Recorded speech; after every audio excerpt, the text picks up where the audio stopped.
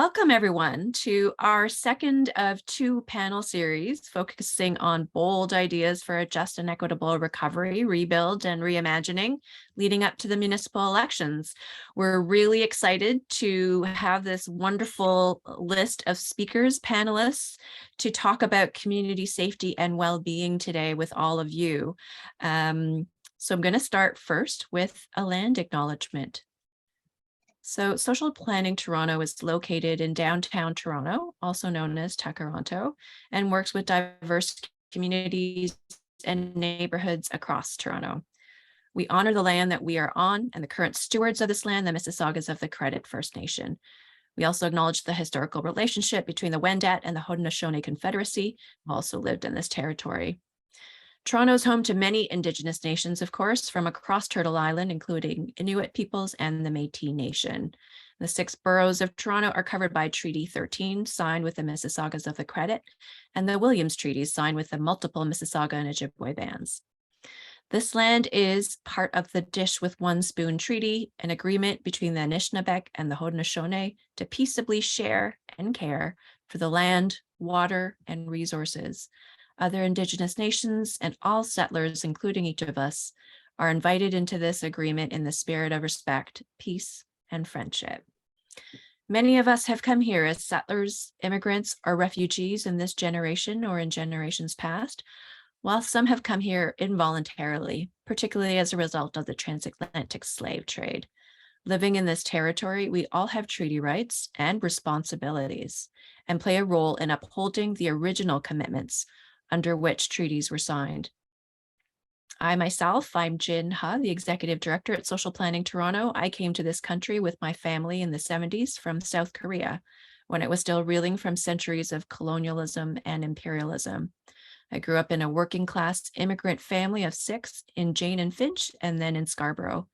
I benefit from the privileges of being part of the non-Indigenous settler population and must actively work to fight the systems that create inequalities.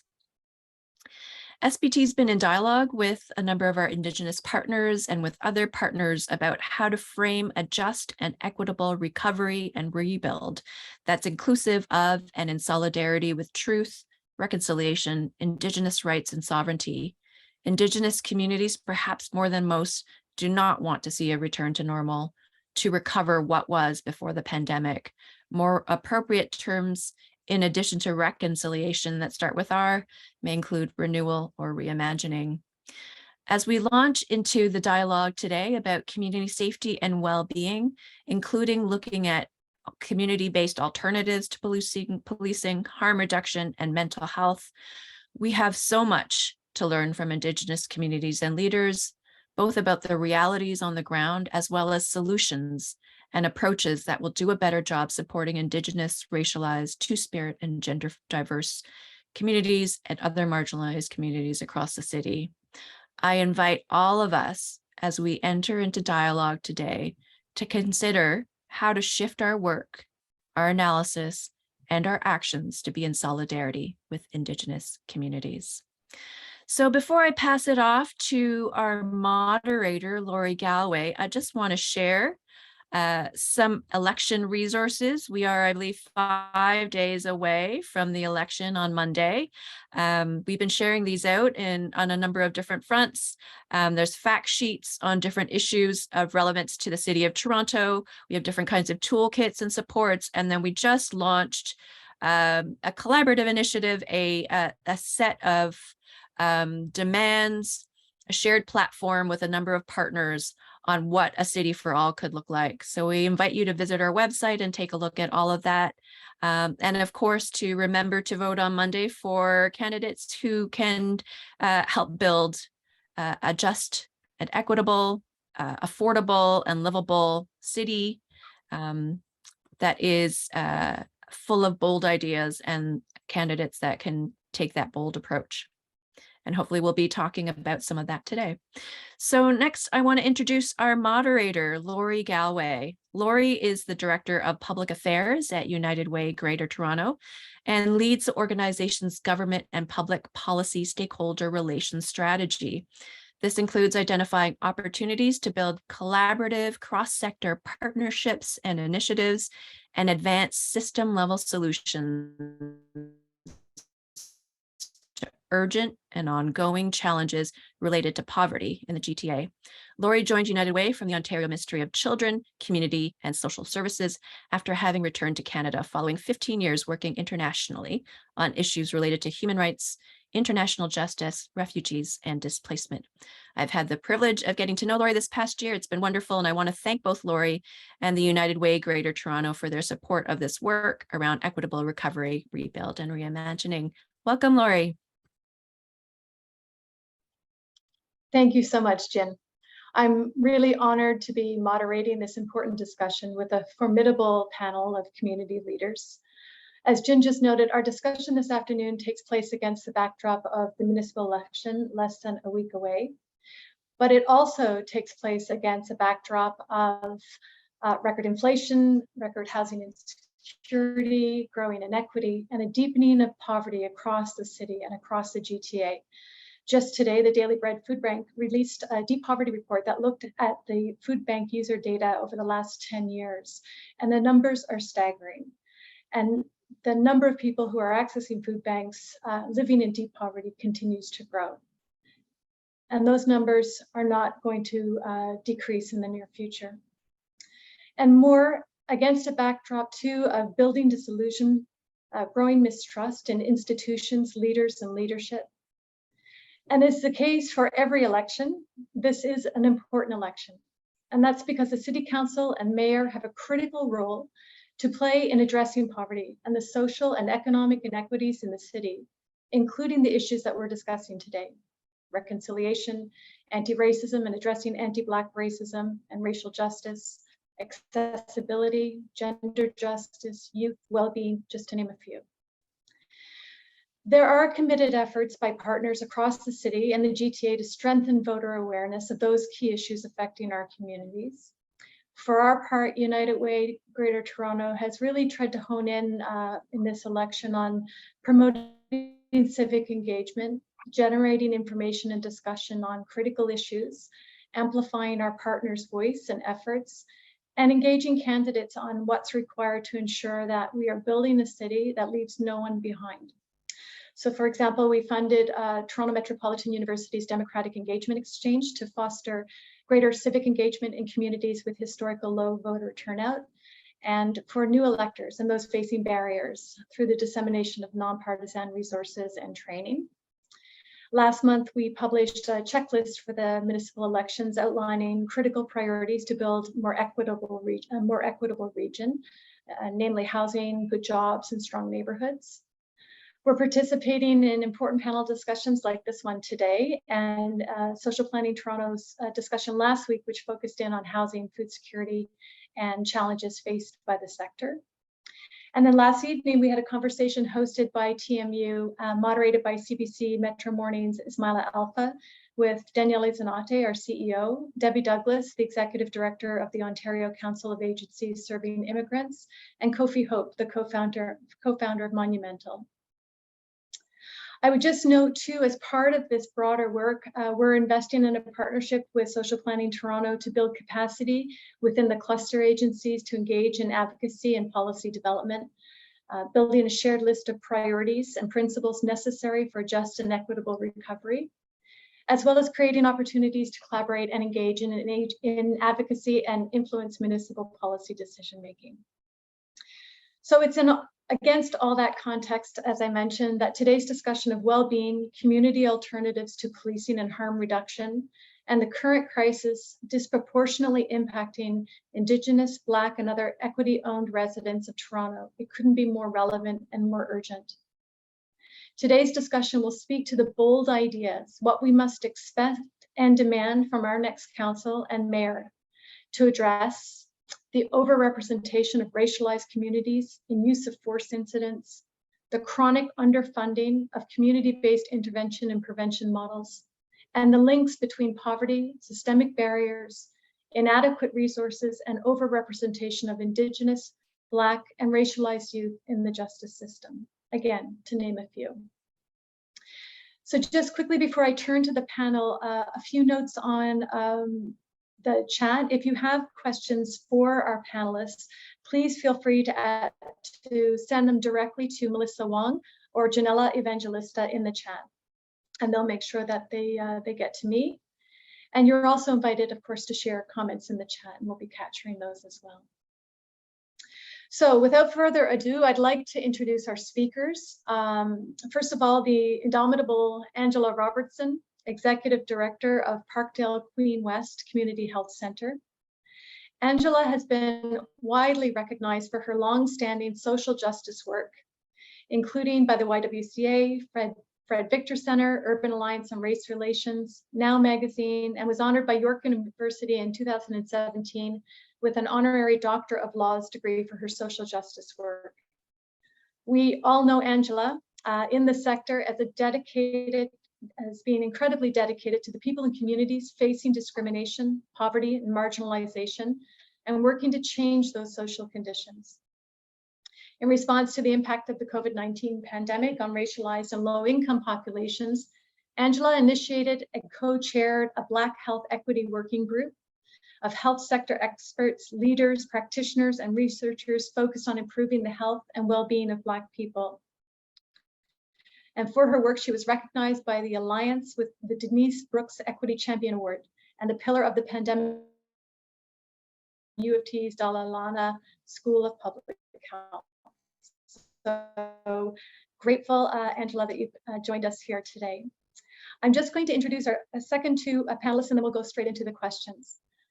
Bimsqua Nibish Turning Leaf, also known as Cynthia Bell, is the Executive Director of ENAGB Indigenous Youth Agency and from the Loon clan, originally from Turtle Island. However, through the colonial constructs of reservations, her family are now members of the Weequahic Unceded Indian Reserve. She's been working with her community in many capacities over the last 26 years. In her younger years, Cynthia worked as a cultural programmer for Weequahic, where she successfully supported the revitalization of the community's culture and language. And during these 15 years, she supported youth to understand the importance of culture and language through ceremonies and learning resources. Upon her arrival in Toronto, she settled into the city and began to support her community as cultural programmer, executive assistant, and the ENAGB Youth Mental Health and Addictions Program Manager, while she was with the Native Canadian Centre. And now as she is the executive director, as I said, of ENAGB Youth Program. Our third speaker is Serena Nudel, Director of Community Programs and Neighbourhood Group Community Services, and she's a nonprofit leader dedicated to the promotion of social justice and the social determinants of health for underserved populations. With a master's in social work, postgraduate degree in art therapy, and project management professional certification, Serena applies innovative strategies and system-level approach to engage teams and ensure programs are high quality and responsive to the community need.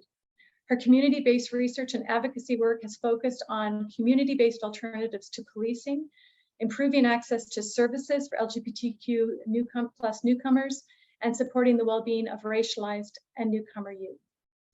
So I'm in awe and humble to be here in this conversation with you today. And again, thank you very much for joining us. So we're going to start we're really going to have, as I said, a kind of a bold conversation, about the bold ideas and some of the really solutions and opportunities that face us in the context of this municipal election. But let's start by just getting a flavor of some of the challenges that you're each facing in the context of your work. So Angela, if we could start with you, can you tell us a little bit about the organization and some of the challenges facing the communities that you serve since the pandemic began, and what are you seeing right now? So lovely to be here and to be in community, because that's what social planning Toronto does, is bring community together. So really happy to be here. In terms of what we have seen, so during we're still in this pandemic, and I would say that the pandemic did not create many of the conditions that we have seen. It has exacerbated them, and it has really unveiled them and made it undeniable for those who are in places of decision making when we think about pushing for solutions. So I think what we have seen, Parkdale Queen West Community Health Centre is a community health centre here in the city, in the West and Midwest, serving folks who are on the Queen West corridor in the Parkdale community. And we provide a range of services, primary health care, harm reduction services. And if folks remember, we were one of 3 centers back in 2015 who opened some of the first supervised consumption services in Ontario. So harm reduction is a big part of what we do as a complement to primary health care and health promotion, health wellness services. What I think we have seen exacerbated during this pandemic is certainly the deepening of poverty for communities, racialized, marginalized Indigenous communities who were already pressed against the margins.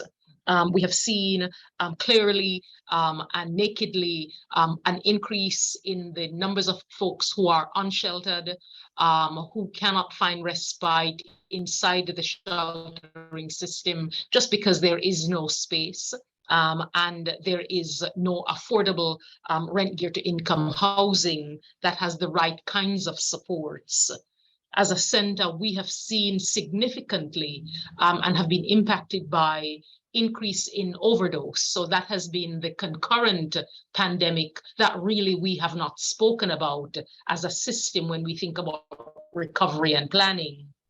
So we have seen, I think in this province alone, since the pandemic, over 2,500 individuals have died of an overdose event because of the toxic and poison drug supply. And we have not seen the same hue and cry and planning in response to that. I would also say that one of the things that we have seen is also the, I call it a bit of the unmasking on in the presence of Indigenous racism. Floyd, that we witnessed in terms of the uncover the Indigenous children who did not make it home, and the 215 initially discovered was also another reckoning about the movement beyond just the talk of reconciliation to action. And those things, those markers, I think, have underscored for us that we can no longer deny the presence of anti-Black and anti-Indigenous racism. What I would say, however, is the passage of time has not necessarily brought haste. Is the passage of time, I think, on those issues, I fear is bringing awareness on the part of white folks and on the part of white established institutions that it's like, okay, can we move on now and get back to normal? And that the normal is turning our gaze away from addressing with urgency issues of anti-Black and anti-Indigenous racism. So those are just some of the things that I would say we have seen and some of the work that we still need to focus on. Thank you, Angela. Cynthia, what about you? What are you hearing from the people who are accessing your services? Major pieces of what Angela was talking about. So I don't want to add, I don't want to repeat what Angela has been saying, but I'd like to add in regards to, the fact that, not just racism,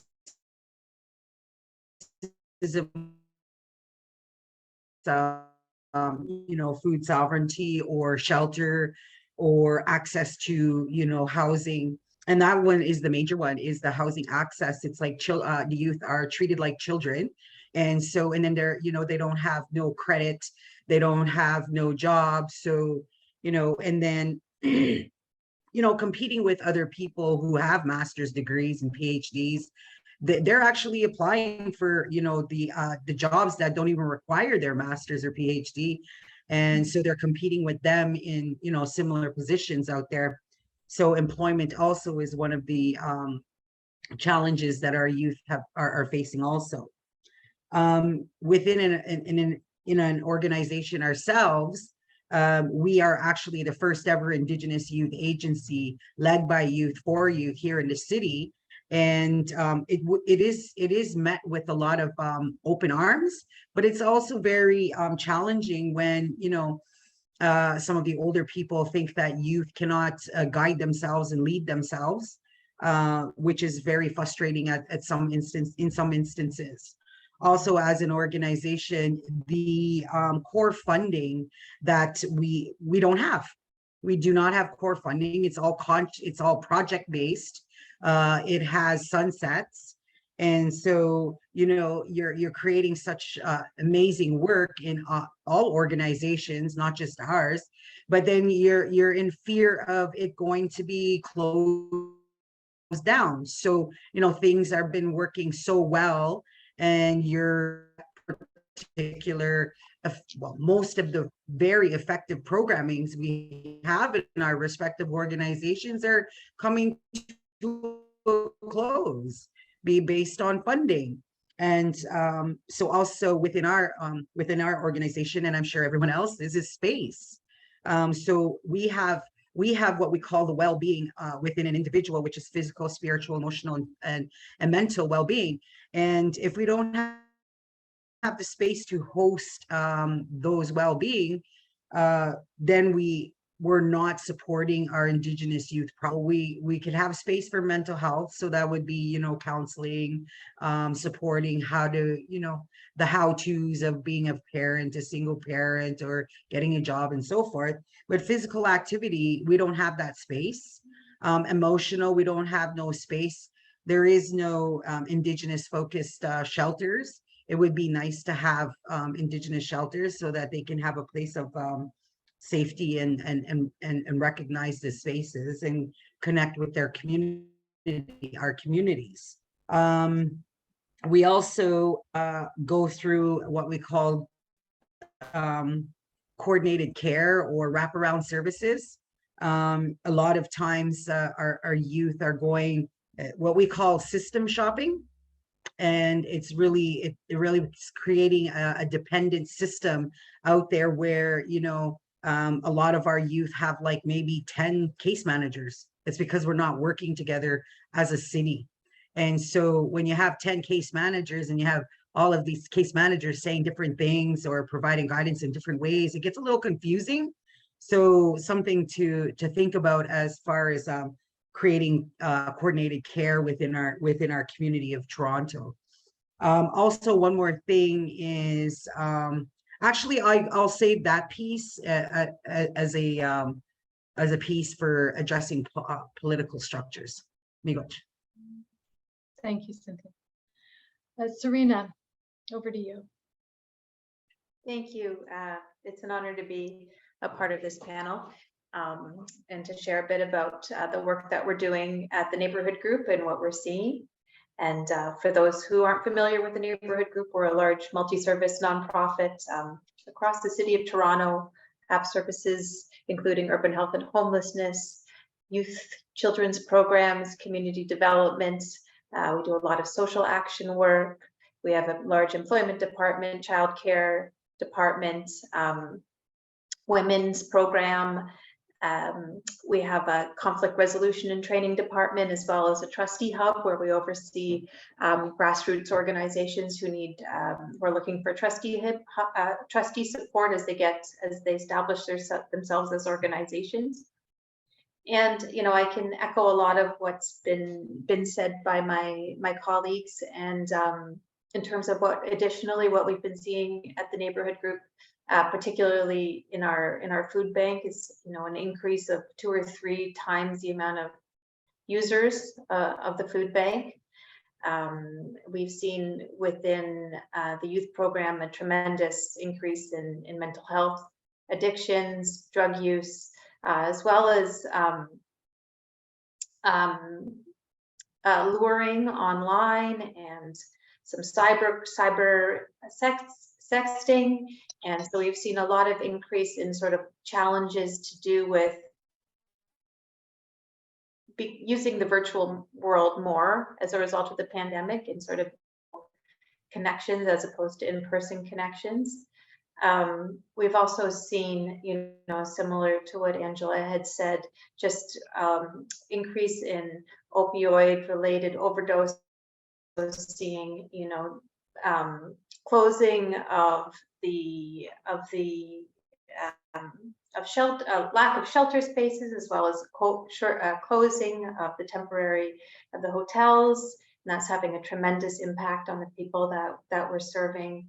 And at the same time, those who have been previously greatest impacted by poverty and marginalization and systemic racism, so the people that are also being greatest impacted by over-policing, and we're seeing that in clearing of the encampments and over-representation in the justice system, of the things that have really been weighing on us as an agency, we're really looking to address in the work that we do. So of course, Angela, as you pointed out at the beginning, this and Cynthia, thinking through the unique challenges faced by youth as they seek that agency, and then the further marginalization of people already at the margins and where they find themselves. Thinking in the context in which we're at right now, in the lead up to this election, what are the changes that Toronto City Council could make to have an immediate impact to address the safety and well-being issues of the residents that you're working with, but also some of those challenges and existing realities that you've all highlighted in the conversation that we've just had? How do we build a public and a council support for the changes that you're advocating for? Angela, would you like to start? Sure. I think we will end up echoing some of the same things, but I would say that housing and rent geared to income housing, not affordable housing, because affordable in these contexts is certainly not affordable for the communities who we see. So I think in terms of housing, prioritizing the building of rent geared to income housing is a priority for this council, particularly if they are committed to reimagining the sheltering system that was clearly evidently broken when we saw what happened with COVID. And they've committed to reimagining the sheltering system, and therefore housing must be a twin in that link. The other piece that I think we have all shied away from, including the previous councils and previous governments, but we saw during the pandemic that we had the enhancements that was provided for folks who were, workplaces closed, and folks needed those enhancements. And we saw the enhancement made for essential workers. So I think this council really needs to put back on the agenda the raising the rate, and raising the rate in terms of social assistance rates. Since those rates were cut by the Harris government, they really have not been increased by any successive government. And now more than ever, with inflation on the doorstep, we know that folks who are in poverty are in deeper poverty, and the gap certainly is widening between those who have and those who don't have. And then lastly, I would say, a most unpopular thing for past council has been the reallocation of resources out of the Toronto Police Services budget. So when we hear about there is scarcity of resource, there has never been scarcity of resource for policing. But Policing is the downstream response to all of the issues that happen upstream, and upstream is where we need those investments. So I would say, you know, whether you call it reallocation, is that there are resources that rightly belong elsewhere, including in housing, including in reimagining sheltering system, and including income support. So those are just some of the things I would throw out as prior. Cynthia? Yeah, again, I'm coming in on the perspective of Indigenous voice. So again, yes, I do support Angela's recommendations to the council and supporting all of these programs. And I think, again, with the housing piece, I think the City of Toronto did supports with subsidies through their Homes for Good funding. And a lot of the organizations that have been receiving those fundings already had an opportunity to obtain some additional funding or additional years. So the way they had marketed, I guess they have a new system in their with the City of Toronto when they have additional funds, when they have proposals or grants that are available to organizations. Not everybody knows how to use TGRIP. And so because I didn't use TGRIP or I wasn't familiar with it, we lost out. So I think the communications of how you reach out to organizations is essential also when it comes to new funding. Also, I believe the city only has about 1% of your entire budget going out to the Indigenous community. If I'm wrong, correct me, but that needs to be addressed also at the tables. And also, when you're consulting within the Indigenous community, your structure, your governing structure does not necessarily is equitable to Indigenous folks or even values of the governing system. So it's really difficult amongst the Indigenous organizations or community members wanting to be a part of politics.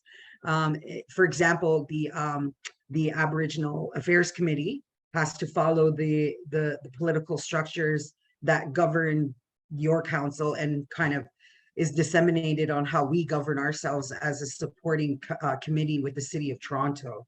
So that also is an issue.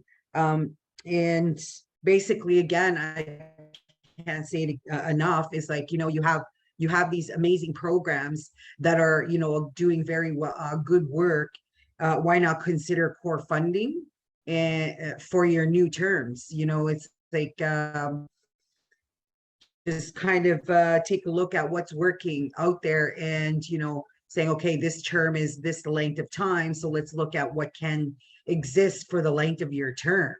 I think that's it for now, but if I think of anything else, I'll chime in again. And Cynthia, that's definitely something it's an issue faced very broadly by the sector, that need for stable core funding that allows agencies to be nimble, but also to really to do the long-term planning and dedicate the funds to where, again, depending on the agency. And then, Angela, going back to what you were saying, that of course, you know, when we think of the broader conversation that we're having today, all of those incredible links that go back to housing insecurity, income insecurity, and then Cynthia, you know, the point, how do clients accessing your services actually seek to influence the decision making and the programming around these issues?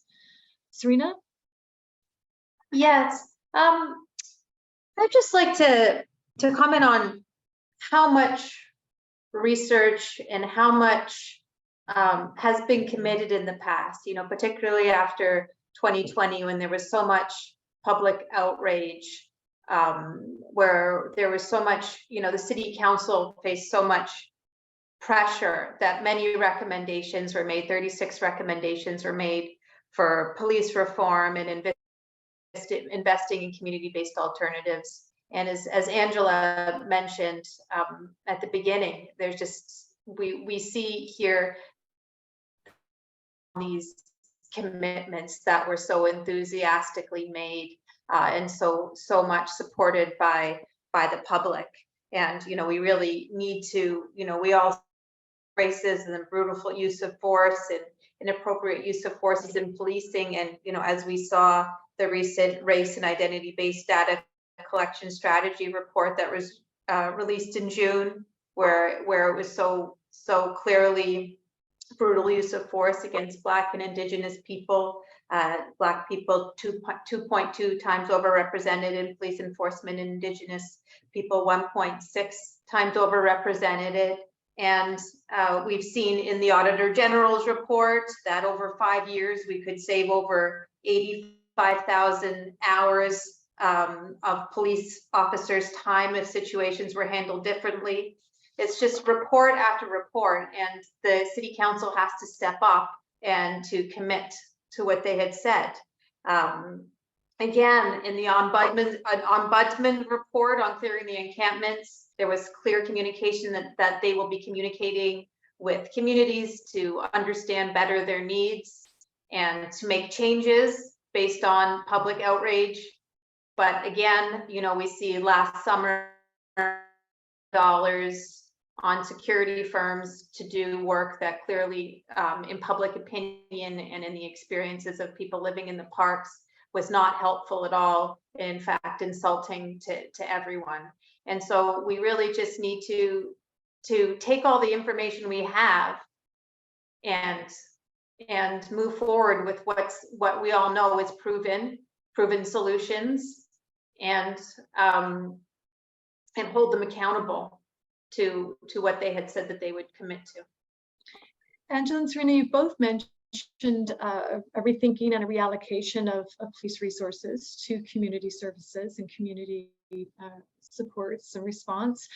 And you both referenced the resistance to that and the lack of progress. How do you see a path forward from here? You mentioned that you've referred to the recommendations, Serena. What do you see as the path forward? Yes, it was so we there's been 4 pilot projects that have been implemented in the last year, and we've seen tremendous success from these pilot projects, and early results have shown hundreds of calls diverted from 911, as well as people who have used the service, the crisis intervention service, as opposed to 911, being able to be referred to community-based resources outside of that service, as opposed to, you know, with police not having those opportunities. And we also see more follow-ups, and we see a much more humane, much more appropriate level of service for the people that are using the crisis responses, the crisis response services. And so, as a counselor, Jay Robinson had said, in terms of funding should follow where the work is being done. And if we're seeing hundreds of calls not being serviced by 911, this money should then follow to where the work is being done, and that's the pilots. And these 4 pilots, it's incredible what they've on the shoestring budget investment in policing.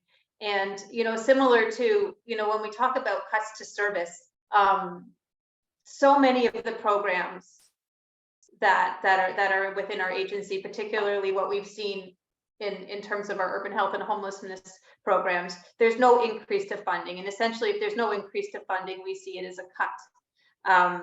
And year after year, the police budget is being increased by millions.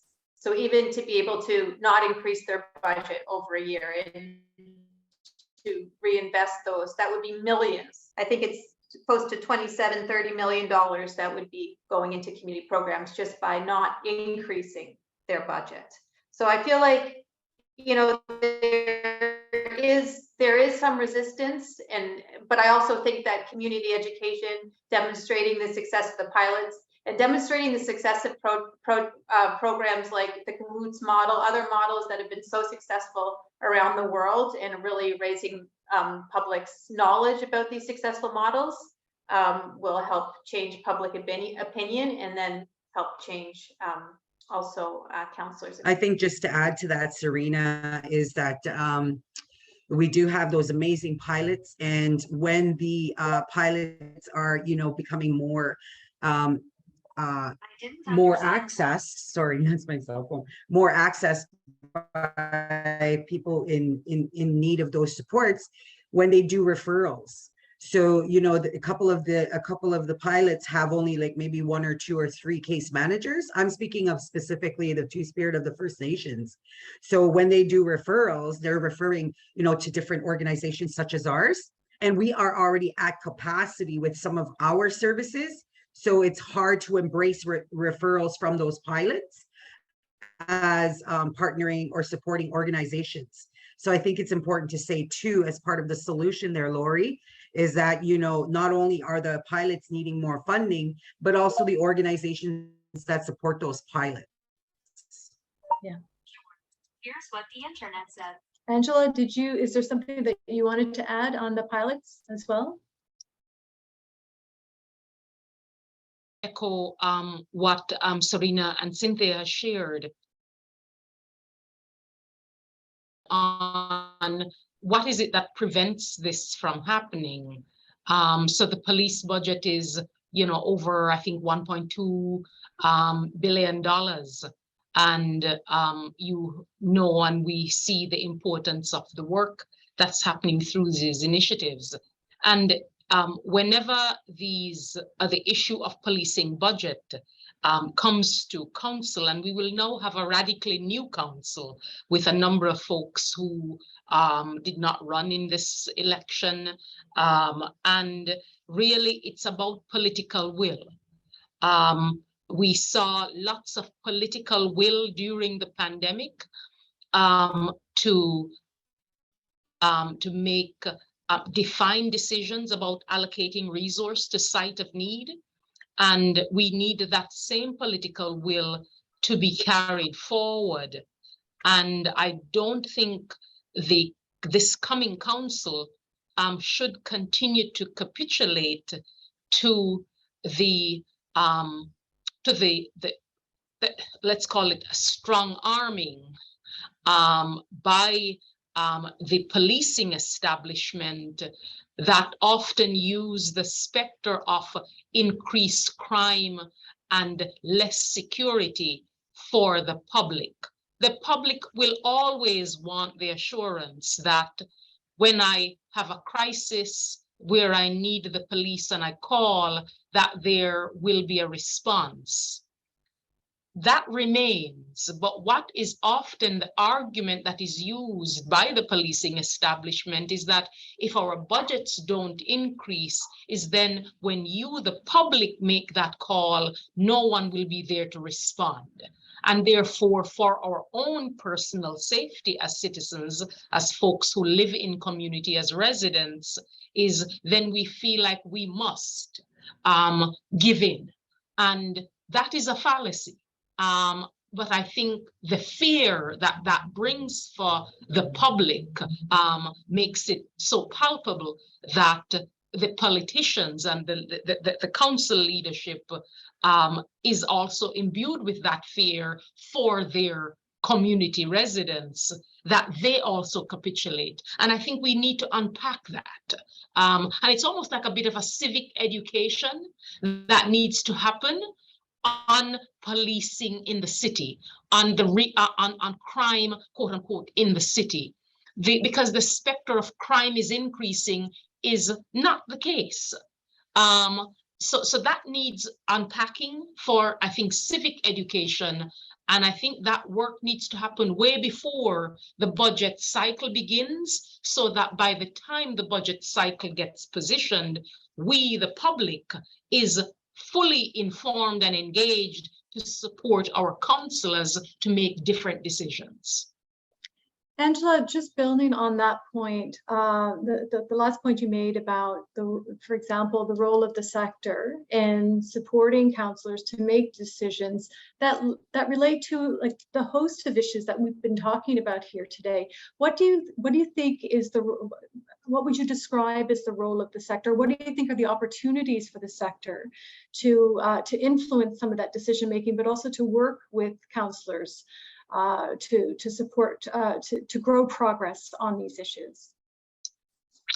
So I might be old school here, so I'll run with it, because I believe that the whole notion of civic education, of education of the public about how the public's resources gets used to support the public need,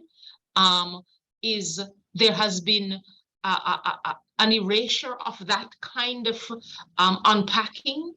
And when you shield folks and from that information and make that information not transparent, then you can spin a lot of things. So I think that, you know, SPT and others, United Way and others, have a role to play in bringing transparency to the civic, to the publics, about the use of the tax resource, where the needs are, unpacking some of the fears that gets linked with things like, say, policing and the rates of crime that leads us to year over year make these decisions that we now have a police budget that's over $1 billion. So I just think that the role in civic education and transparency, and I see in the chat, it's about also how do you make that information resonant for different communities. So it's not one campaign that speaks to all audiences and all communities. I think you need different local based conversation that happens inside communities that really unpacks and make transparent that information. Cynthia, does that resonate with you and your experience? Is there other things that you would add to what Angela's described? Absolutely. I think that's a very good recommendation to also, and then also to add to that is that public education as far as how the funds look like. Also, maybe even seeing exactly what offenses are being done within the emergency responses. And let's say, for example, it could be family violence, you know, or some type of violence that's happening. And you have, let's say, 50% of the service calls are related to family violence and such. So maybe we really have to, you know, let's see how much money is going towards family violence supports, you know, managing those escalations of families and what they're dealing with. And then, so is there enough funding for resources that are out there supporting families so that these phone calls aren't going to the police? And keeping those families together is very important.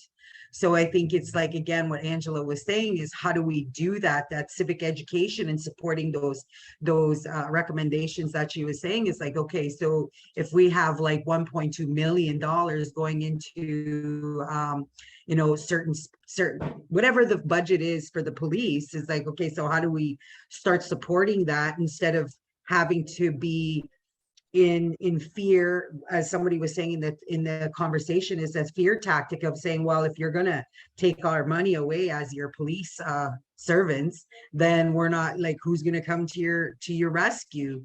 So it's not, it shouldn't be like that. It should actually be working together and trying to define what that would look like. Serena, across neighborhood groups, range of services that you're seeing also impacted that you've seen impacted by the pandemic. Do you have, are there examples that you feel have been successful in the way the sector has been able to influence some of the decision making, for example, of the last council, or that you think might be promising for the next council? Mm-hmm. I feel like, you know, this is the second year of TNG's Rethinking Community Safety or Rethinking Policing campaign. And we found challenges last year in how we position the campaign in terms of defunding police. I think there's a lot, there was a lot of fear around defunding police, as people had said previously. And so really focusing on, you know, and a lot of that came from the councillors. I'm meeting with the councillors who say, yes, we'll invest in community programs, but our communities don't want us to defund the police. And so I think sometimes we get stuck maybe on the language. And I think, you know, first of all, I think it's also the role of all of us, all of our organizations, to make those connections to the councillors. And it's not something that's out of our, you know, they're there for us. That's their job, and that we should be, you know, connecting with their councillors. And one strategy that we found to be really working is what do we agree on? You know, there's no way that you can't say, you know, that the data is there, that there are alternatives to policing that are proven methods. And more we're finding this data, you know, where it was international in other communities, we're seeing it in our own community. There's no way that we can look at brutal use of force against Black and Indigenous people and say that's okay. We agree, that's not right. You know, there's several points that we can find agreement on with our councillors. And then how do we move that forward to say, you know, none of us want poverty in this city. All of us are seeing, you know, the impact of the pandemic on their communities, and really try and engage the conversation based on what we agree on. And as well, depending on each councillor, they have their own interests within their communities. Is it the BIA? What is their interest? What are they trying to what's their angle? And so how do we get those organizations, those agencies, those people on board through similar conversations? And one thing that we found helpful too is joining, you know, together with other agencies. You know, I know that Cynthia, Angela, and I have been talking about this, you know, for, you know, what can we do to support each other in our work, as well as organizations across the city. How do we work together? How do we share resources? How do we share strategies? And how do we work together to push this change and to not let it go? And I guess that combination of information dissemination, growing understanding, building understanding, promoting civic engagement, and then some of those direct strategies that you've identified, Serena, that you've had success with. And again, like thinking through this broad range of of issues that we're talking about here today, is there anything that makes you feel hopeful in the context of the next term of City Council? I mean, we've identified some of the challenges, and we talked about some of the solutions. Is there hope? Is reason to be hope? Are there things that can contribute to a success, or that you feel are opportunities to be for success? I'll say that I'm hopeful in that we have seen during this pandemic what is possible. And so we have created a bit of a blueprint for how decisions can be made and how resources can be allocated to the urgent sites of need. So so that noise that says, well, it can't be done, we can put that aside. Yeah. So just on the basis of that alone, I am hopeful that we have a blueprint as for political leaders and decision makers about how things can be done differently. The other piece that I am hopeful on is that we do have some alliances. So we have the federal, in terms of alliances, NDP and Liberal, where some of the things that we hold dear in terms of childcare housing commitments have been put on the front burner, so to speak. And having that commitment there then says that there is opportunity for it to be advanced for implementation. So we have locally, we have a council prior to this election that has made some explicit commitments about the number of affordable housing units and rent geared to income housing units that it wants to put in stream. I think I'm hopeful about that. We have a housing secretariat at the city that is committed on delivering on that. So I'm hopeful that they in fact do now get the resource to deliver on those commitments. Yeah. Well, you know, for us, it's a little, as Indigenous folks, it's a little hard or difficult for us to be hopeful. You know, when government changes, you know, things change, and we've seen the rippling effects as Indigenous folks for many generations. So of course we're going to have some hope in regards to, you know, the recommendations to support Indigenous communities here in the city of Toronto. And so there is one myth that I wanted to address too for those that continuously say Indigenous folks don't pay taxes. So, and I'm talking about this because, you know, people tend to think we're always getting free money and people want us to get over it. Just really quickly, I wanted to say, you know, taking into the fact that there's about 94,000 Indigenous folks here in the city of Toronto. And the Indigenous folks here in the city, if we averaged $5,000 from each individual here that resides in the city, we're actually contributing $470 million in taxes, okay?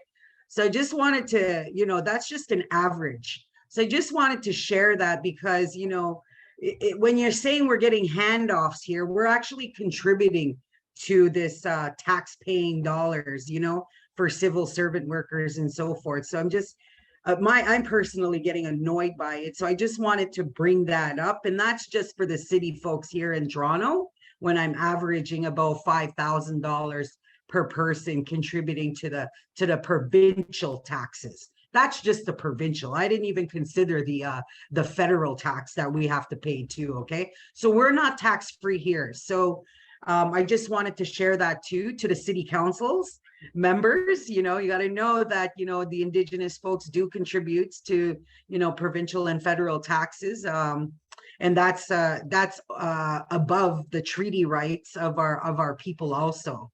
So I just wanted to share that too. So I would really like to bring that to your attention also. And of course, you have been saying, Angela and Serena. A comment in the chat that myth busting should be part of that civic education that we were talking about earlier. So absolutely. Serena? Yes, I just want to echo 100%. Thank you, Cynthia, for mentioning that. And in terms of what I'm hopeful for is that there has been a commitment, and hopefully we'll see it, to expand the pilots, the crisis response pilots, and that there's hopefully going to the promise is that we're going to see another call for proposals by December 2022. So that hopefully we'll be seeing that soon.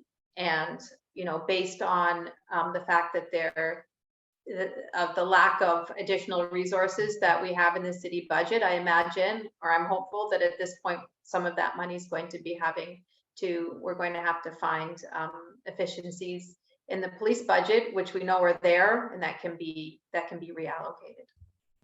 I agree, Serena. Even the fact that, you know, the city wants to centralize, centralize Indigenous folks into one area, like, you know, how you have Little China, Little Jamaica, or Little Italy. We're all scattered in the city of Toronto. So I think even our pilot staying within the 14 division, just recently hitting 51, and I think it's 50 division.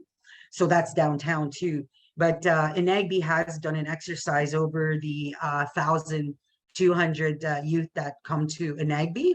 And we did a map exercise, and we're scattered all the way from Kipling and Islington all the way to Scarborough, downtown. So, you know, just, I don't know how the city justify just the 14 division and the 50 and 51, perhaps the calls of who were Indigenous in those areas. But even the system of how those work is like, how do you identify you're Indigenous when you call in the 211, right? So that's something that needs to be fixed also as far as the pilots too. Well, it sounds like we're having certainly an interesting conversation in the lead up to some of the advocacy that can happen in advance of the next budget as well. I'm just going to turn to a couple of questions now from the chat. One question that we've received is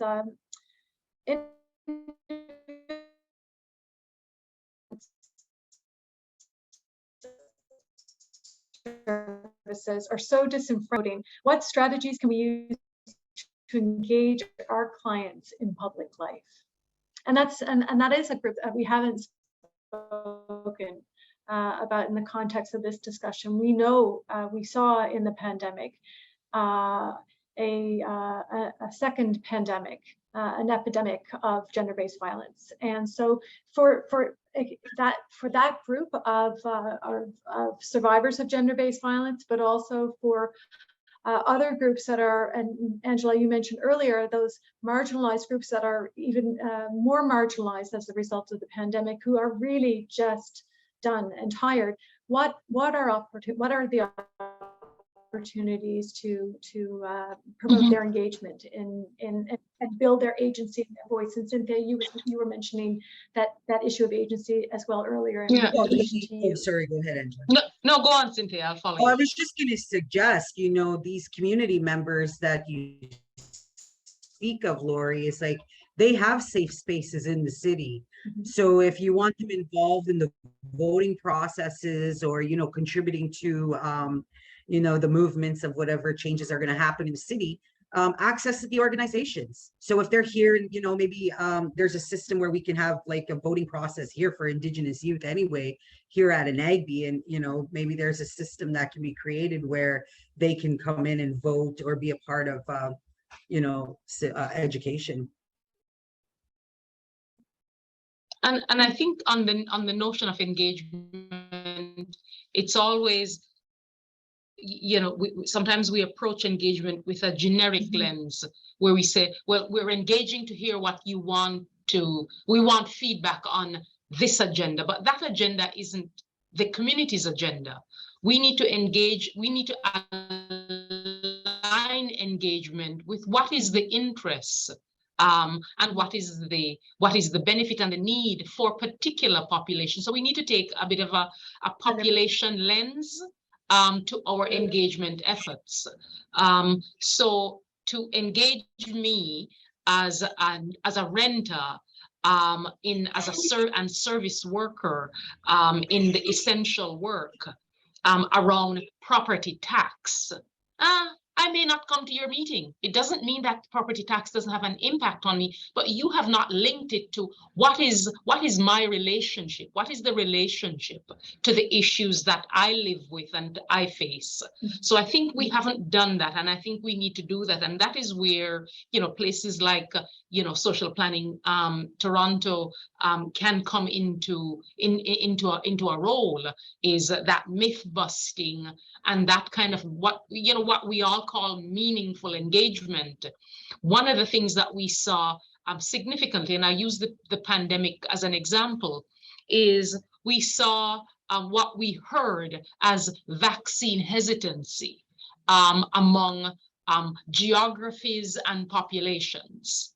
And as a result, then we didn't see vaccine deployed to those geographies and or to those populations. And when we engaged the population and those communities and those geographies using and engaging local community leaders, taking the conversation to community, into spaces where community naturally convene, not asking community to come out to some meeting, but wherever community naturally convenes, taking the conversation into those spaces, taking vaccines into those spaces. We saw significant uptake that kind of blew that myth about vaccine hesitancy that was then also misinterpreted as anti-vax. So I think, you know, just using that as an example about how you take conversation to local and how you invite local leaders and how you use naturally convening spaces as sites for engagement. And it's critical to that social capital that people have in their communities as well. Serena? Yeah, I think it's been said, but I think just to echo what's been said is that people don't want to speak or don't want to share their experiences. They don't feel heard or feel represented. Mm-hmm. And so I think as was mentioned, the effort needs to be to connect with them, to listen. Where are those opportunities to actually hear experiences of women who've experienced violence? How do we go to them as opposed to, you know, and how do we make sure that what they're said is taken seriously? Because of course, if it's not, like what we're talking about earlier, promise upon promise, if it's not followed through, they think that they're wasting their breath, and it's painful enough to share their experiences if it's not valued, and if it's not taken seriously, and if it's not reflected in policy. So I think it really, you know, they have to be shown that their opinion is incredibly important and valued, and there's a place for it. Angela, we had a question for you. You mentioned reimagining the shelter system. What does that look like? So there were, from my perspective, and again, mm-hmm. I'm speaking my perspective here. Mm-hmm. It's not gospel. We will always need an emergency sheltering system, mm-hmm. Because we live in a society that is capital driven. So, and that creates inequality, and that creates the conditions that lead to folks being unsheltered. So we will always need an emergency sheltering system, but that is what it should be.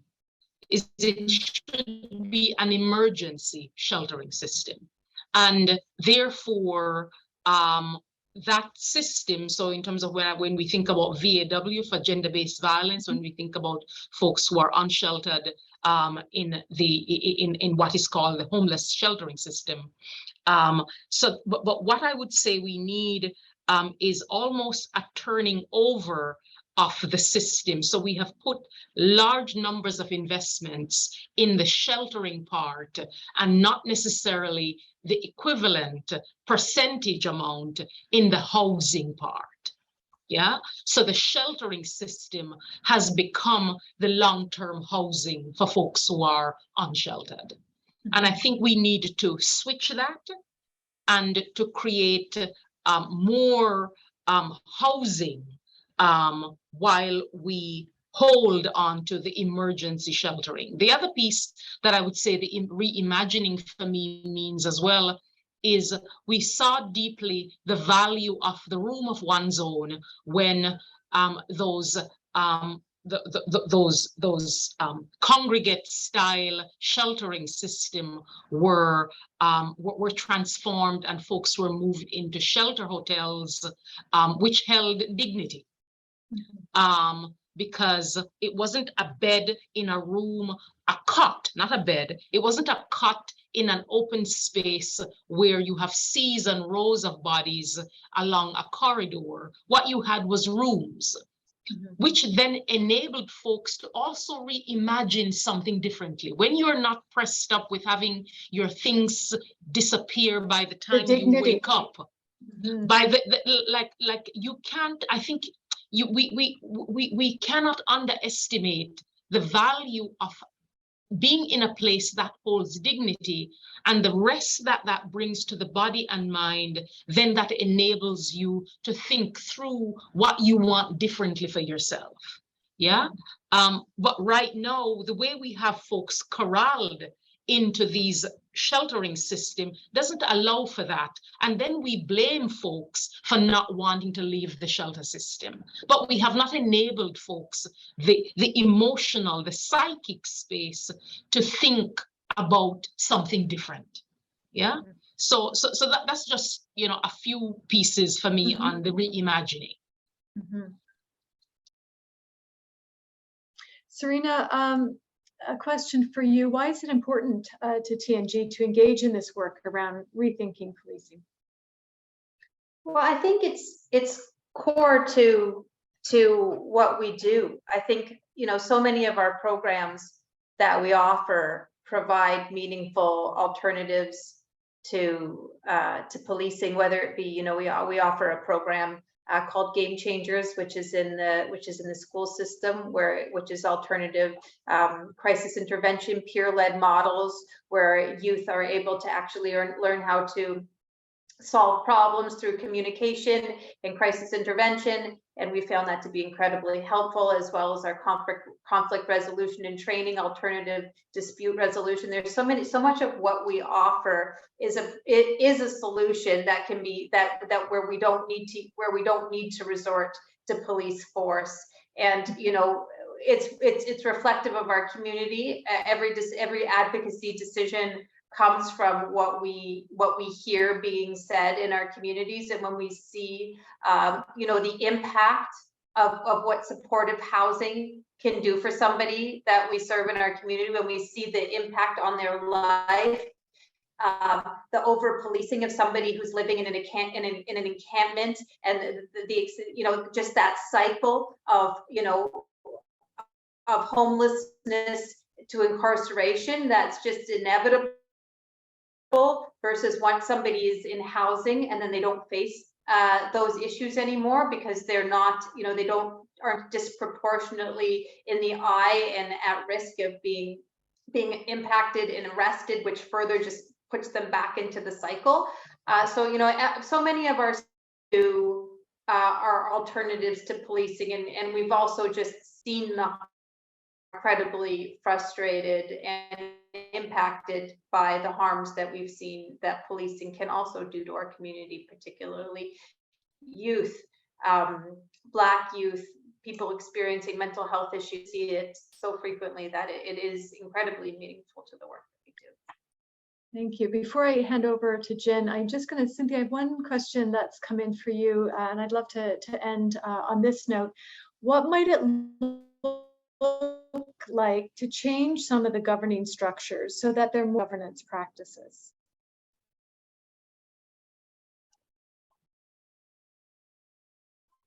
One of the systems that we use is a clan system, and each clan person has a role within their community. So, for example, a Loon clan has, and I'm speaking specifically for the Ojibwe, Odawa, and Potawatomi people. So one clan is like the Loon clan. So the Loon clan, you know, works with the community in general, and then the Crane clan works with the political structures.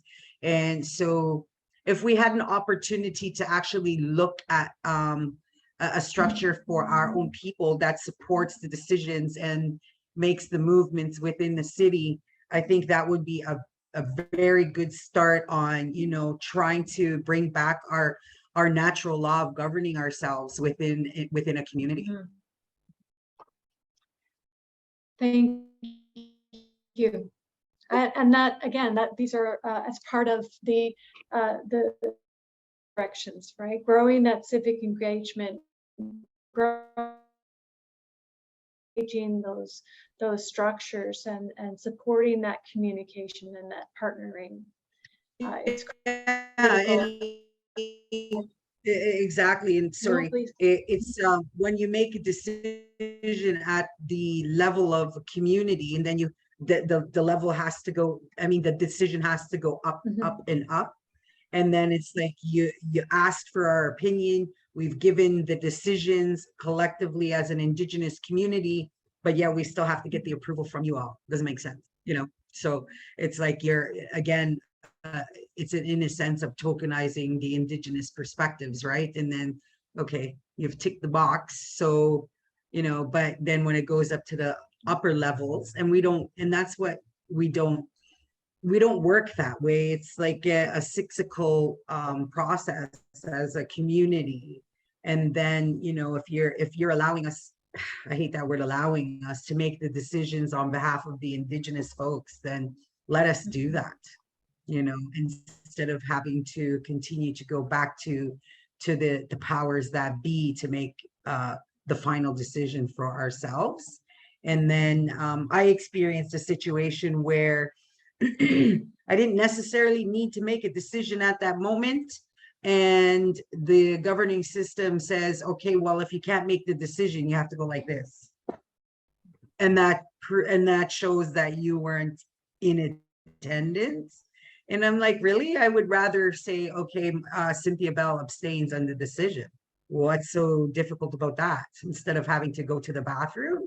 It doesn't make sense. But anyway, that's just one example of, you know, it's okay for somebody in those decision-making seats to abstain at that moment because they're just on the fence. You know, so that's just an example. Well, it's an incredibly rich conversation with an ocean of experience and voice and community voice. So very, very grateful to the three of you for taking the time to explore these conversations. And I think that everybody listening today is going to walk away with, I think, some thoughts to bring to their own, hopefully their own conversations in their own communities and their own agencies to think about over the next, and again, hopefully over the next few days before they go out and vote. Jen, I think on that note, I'll hand it over to you. Great. Thanks so much, Lori. And I'm going to try and summarize this complex and rich dialogue that we just had really briefly, and then invite all of you to share one final thought, both panelists and participants, before we say goodbye. So I'm just, first of all, struck by this incredible group of brilliant, insightful, strong, creative, wonderful panelists who had so much to say about what this world could look like. And I'm also struck by the fact that you are operating in a system that is not working in favor of the communities you work with, and yet you're finding ways to, you know, make a difference while also having an amazing vision of what else it could be, how else it could look like. So I just really appreciating the limits of what you're working in, and then still having that vision is just very, very impressive. So I want to thank you all, and of course Lori in terms of facilitating that dialogue. So we've obviously heard a lot about the tremendous challenges that all of you are facing, and that we're seeing kind of a lack of disengagement. We, at least, you know, in the early days of the pandemic, we're struggling, but we saw a rise of movements, grassroots movements that made us excited about what change was possible. Now people are burnt out. We're seeing really slow implementation of changes. We're seeing the erosion of some of the programs that governments enacted throughout the pandemic. You know, Indigenous organizations, Black-led organizations are struggling, even though they're doing excellent programming. And we're talking about the kinds of solutions that we need to see. We're talking about that there's immediate solutions that we could realize if we reallocate resources and put greater investments. And there's creative ways we can get more revenue for the city to support critical services and organizations. And I just love, you know, as SBT, we're often engaged in the budget process. So I love the linkage to money. None of this can happen without real investment. There's been lots of great ideas put on the table today alone about what we need to do to address poverty, to address housing and homelessness, the overdose crisis, so many challenging issues. And there's lots of great ideas of what we to see investment. And we're seeing a lack of transparency. A lot of us don't know how to engage with that budget process. And so we've talked quite a bit. And I love how both last week's panel and this week's panel started with the challenges, and they're overwhelming to think about all the challenges communities are facing. And they ended with people power, with the need to engage people more fully so that we get at the fact that some of the root causes of the challenges are related to a lack of political will. So we talked quite a bit about how to do that, about supporting people through public and civic education, myth busting. Angela talked about being old school. I think I'm old school too, because I often think about consciousness raising. That's how old is that phrase? But yeah, just thinking about being smart about how we use the language to really resonate with the folks that we're talking to, whether that's power brokers and city councilors or communities, and taking that population specific approach to civic engagement and civic education, and just being really thoughtful about what we've learned in the past, both in terms of addressing vaccine hesitancy during the pandemic and all the ways that we've learned to create changes over the years, and just getting more feet on the ground and getting folks engaged locally is really, really critical. And yeah, just that linkage to the budget that's coming up with the new city council. There's an opportunity there. And I love that Angela kept bringing back to the conversation to what organizations like Social Planning Toronto can do to address some of this, because we are an organization that can help with a lot of these pieces. So Angela will be coming back to you to write our strategic plan in the coming months. Thank you for that. I mean, just fabulous ideas about what we could be and should be doing. So just love that. And so I just want to put a plug for those of you who want to stay connected to the issues around the budget and post-election organizing. You can sign up for a newsletter, and then we also have a budget watch where we actually share lots of details. We analyze the budget, we do debunk some myths, we share what we can. I want to tell you, Cynthia, that we have asked many times, how much does the City of Toronto put towards Indigenous communities? That is not an answer that the city can give, or maybe chooses not to, perhaps, but there is a real lack of transparency there. So, we've opened the conversation. We know the solutions are around people power, and that we have the ability to make these things happen, and that we have seen evidence of government shifting and there being political will. And we saw real changes in poverty levels during the pandemic because of the COVID benefits. So we just need to rise up again and demand more of our government, including our local government. So looking forward to hopefully seeing people come out to vote for candidates that can bring bold ideas forward and move towards a more equitable and affordable and just city. Just again, thank you so much to the panelists and to Lori. That was just a phenomenal conversation. And I'm just going to cap off our session today with a question for everyone. So here's the question, and we're going to share the Google whiteboard and ask you to put a Post-it or a sticky note up. So this is the question: what is one demand you would ask all candidates for council and mayor to commit to before election day? One demand you would ask all candidates to commit to before election day. And what I would do is put your arrow to the sticky note, the little square. You just have to click that, and there you go. You have your sticky notes, and you just write your one idea, your one demand. So I invite you all to participate in that as we close the meeting. And we're going to keep this open for a few minutes. So once again, thanks, Angela, Cynthia, Serena, Lori. We'll be posting this recording of the session very shortly, and we'll share it with all of you. And please stay connected. Let's make some real changes happen in the coming council term.